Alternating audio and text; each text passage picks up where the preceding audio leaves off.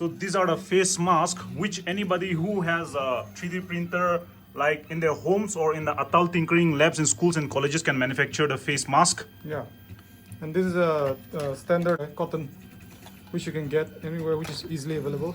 Since this has to be replaced occasionally, so this can be used like a filter. Okay, so you just put it here. Yeah. And pop it in. And that's it. You have your face mask. Okay, so this is one product, and the second product is the face shield. This is the face shield. So since my 3D printer is not big enough, I split it into two parts. Okay. So you just fix it together, and you glue it. Yeah. After it's glued, you put a face shield.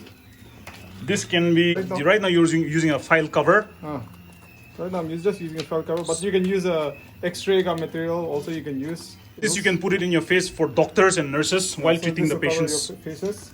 And it can be opened and closed. We will share the STL file which you can download from a website and directly use your 3D printer to print this face mask and the face shield. All the schools and institutions which have 3D printers can manufacture the face mask and the face shield by downloading the STL file from a website which we will share along with this video.